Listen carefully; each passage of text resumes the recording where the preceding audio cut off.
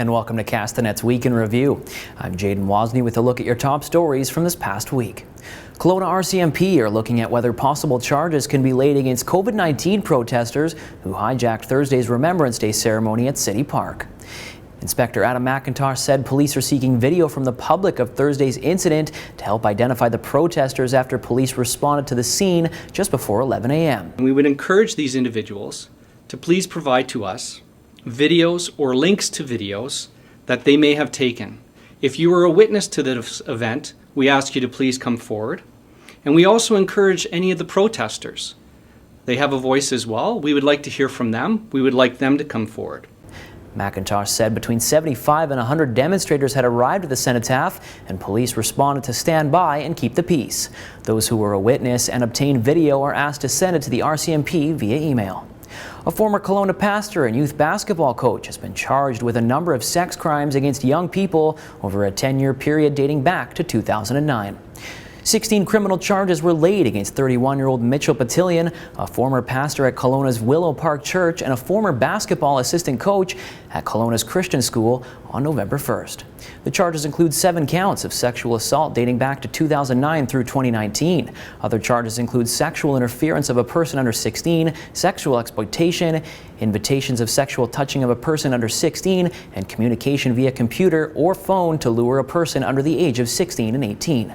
Patillion remains out of custody at this time, and he's scheduled to appear in court on December 9th.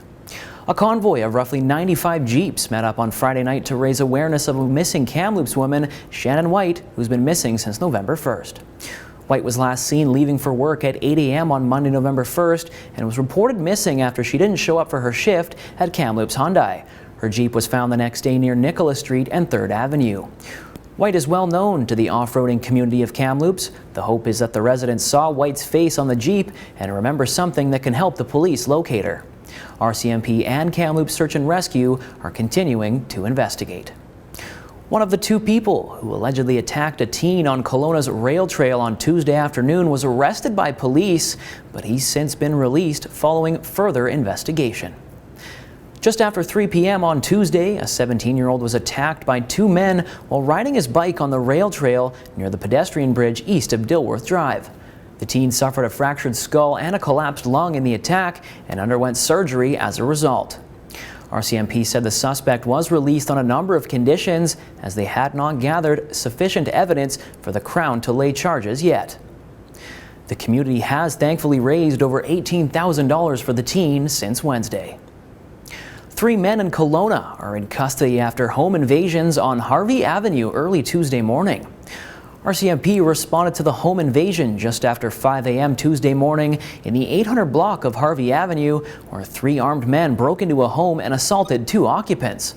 According to a release from the RCMP, 2 occupants of the home sustained minor injuries. During the investigation, Mounties determined that the suspect had also broken into a second home nearby. No one was injured in that incident. The men are currently in police custody pending further investigation, and if you have any information on the incident, you're asked to contact the robbery unit. That's all the time we have for this week's Week in Review. For Castanet News, I'm Jaden Wozni.